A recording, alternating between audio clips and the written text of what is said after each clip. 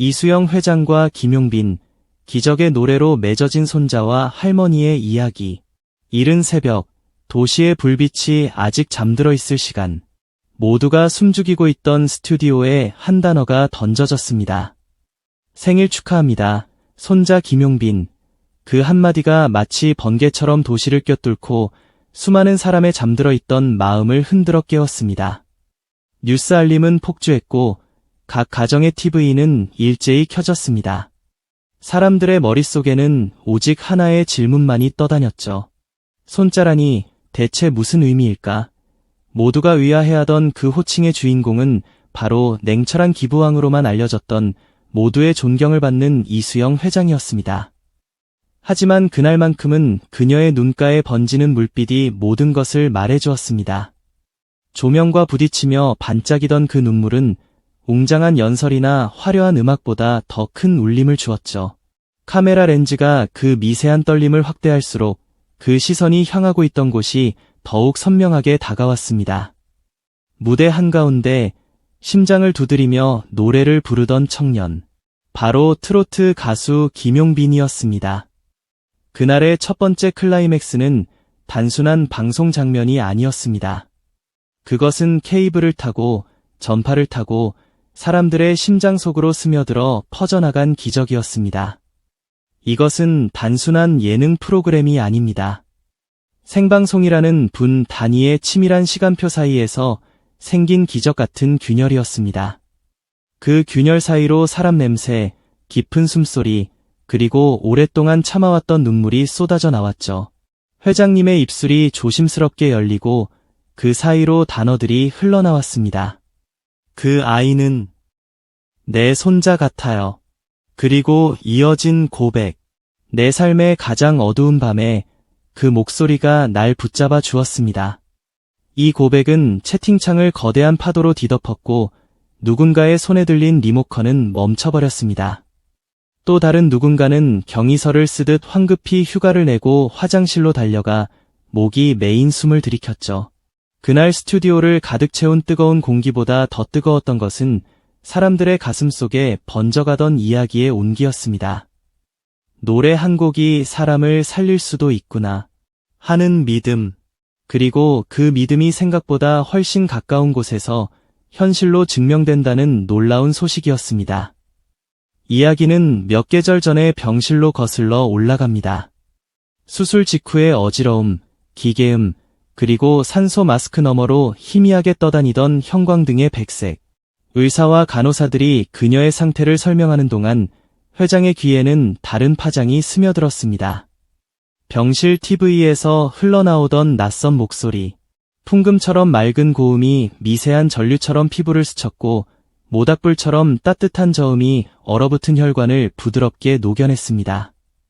불규칙하게 찍히던 심장 박동 모니터의 파형은 어느새 잔잔한 호수처럼 평온해졌죠. 그날 근무하던 간호사들은 똑같은 말을 남겼습니다. 이상했어요. 그 노래가 나오는 순간 환자분의 눈동자가 돌아왔고 손끝이 따뜻해졌습니다. 삶의 끈을 놓으려던 순간 기적처럼 다가온 그 노래. 회장이 살아 돌아온 뒤 가장 먼저 한 일은 바로 그 노래를 부른 가수의 이름을 묻는 것이었습니다. 방금 그 노래 부른 가수 이름이 뭔가요?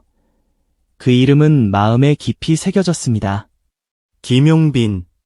그 후의 일들은 믿기지 않을 정도로 빠르게 진행되었습니다. 회장은 병실 창가에 걸린 얇은 커튼을 걷어내듯 망설임을 거두고 삶의 무게를 갚겠다고 선언했습니다.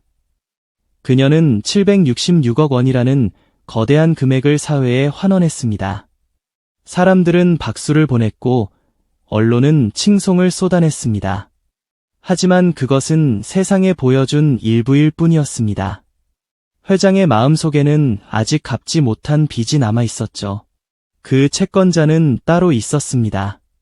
무대 위에서 목이 터져라 노래하던 청년, 심장과 심장 사이에 보이지 않는 다리를 놓아준 그 목소리의 주인이었습니다. 그래서 그는 조용히, 그러나 끈질기게 기다렸습니다. 그리고 마침내 어느 날 아침, 생방송 섭외 명단에 믿기 어려운 이름이 올라왔습니다. 리허설 전날 새벽, 텅 빈 스튜디오에서 피아노 앞에 앉아 마지막 음정을 다듬던 김용빈은 관객석 어딘가에 자신을 지켜볼 한 사람의 눈빛이 숨어 있다는 사실을 아직 알지 못했습니다.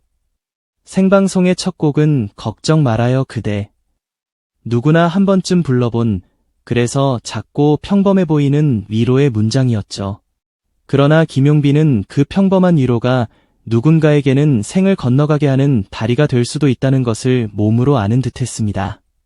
첫 음표가 나가자 스튜디오는 급격히 조용해졌습니다. 그의 목소리는 흔들리지 않았고 마디 사이에 얹히는 숨의 결이 아주 또렷했습니다.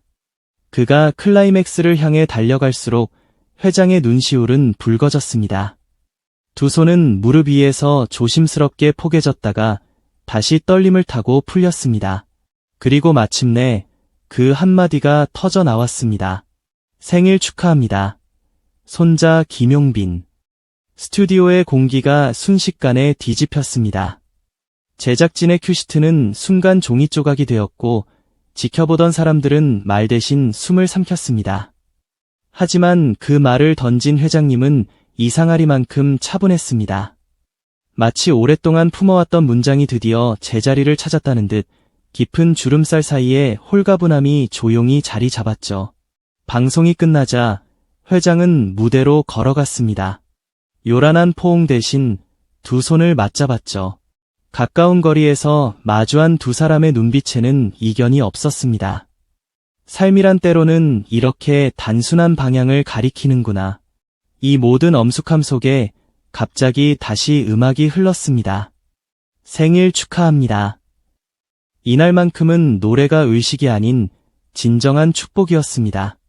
스태프들은 뜨거운 눈물을 닦았고 댓글창은 환호와 놀라움으로 가득 찼습니다.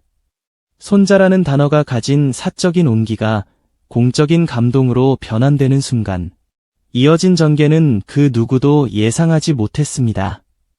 회장은 자신이 세운 장학재단을 통해 손자 프로젝트를 선언했습니다. 이름은 유치할 정도로 다정했지만 내용은 무척 단단했습니다. 음악치료의 기반을 넓히기 위해 지역병원에 음악치료실을 신설하고 음악 전공생을 위한 장학금을 새로 만들며 어려운 환경의 청소년들이 악기와 레슨을 지원받을 수 있도록 길을 열겠다는 계획이었습니다. 사람들은 감탄했지만 가장 크게 놀란 사람은 정작 그 계획의 한가운데에 서 있던 김용빈이었습니다. 그는 회장님과의 면담 자리에서 고개를 숙였습니다. 저보다 더 절실한 후배들이 있습니다. 저는 무대에서 노래로 보답하겠습니다.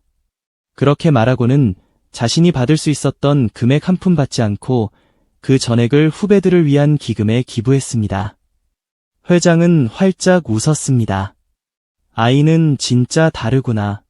그 웃음은 오랜 세월을 견뎌낸 사람만이 지을 수 있는 안쪽에서부터 번져나오는 진정한 미소였습니다. 사람들은 궁금해했죠. 손자라는 호칭 뒤에 어떤 선물이 숨어 있을까? 그 답은 은박 포장지에 묶인 금빛 리본이 아니라 시간과 배려, 그리고 지속 가능성으로 쌓인 묵직한 상자였습니다. 회장이 준비한 선물은 눈에 보이는 한 번의 이벤트가 아니었습니다. 전국의 거점 병원에 설치될 음악치료실, 재활 환자를 위한 미니 콘서트, 청소년 음악가들을 위한 멘토링과 장학금, 그리고 무대 뒤 스태프들을 위한 안전한 환경 구축까지. 선물의 핵심은 단 하나였습니다. 누군가의 노래가 누군가의 심장을 붙잡을 수 있도록 노래가 도착할 수 있는 경로를 더 많이 만들고 더 넓게 여는 일. 그 위에 회장은 조용히 덧붙였죠. 손자, 당신의 생일을 축하하는 내 선물은 당신이 다른 이들의 생을 축하할 수 있도록 돕는 일입니다. 이 모든 장면을 통과하면서도 김용빈은 변하지 않았습니다. 아니, 정확히 말하면 잃지 않았습니다. 그는 여전히 노래가 삶의 중심이었습니다. 화려한 수식어와 뜨거운 화제 속에서도 그는 직접 마이크 스탠드의 높이를 확인하고 리허설 때 마지막 줄 관객에게까지 음량이 닿는지 귀를 기울였습니다. SNS에는 축하의 말들이 넘쳤지만 그는 새벽마다 성대를 풀고 악보에 작은 점을 찍었습니다. 사람들이 보기에는 갑자기 커진 사람 같았지만 그 자신에게는 여전히 어제의 반복을 조금 더 정밀하게 해내야 하는 오늘의 노동자였습니다. 그래서였을까요? 그의 노래는 더 깊어졌고 더 멀리 갔습니다. 국경을 넘고 밤샘 근무자의 눈꺼풀을 넘고 병실의 커튼을 넘었습니다. 그리고 마침내 한 사람의 가슴에 도착해 그의 삶을 다시 움직이게 했습니다.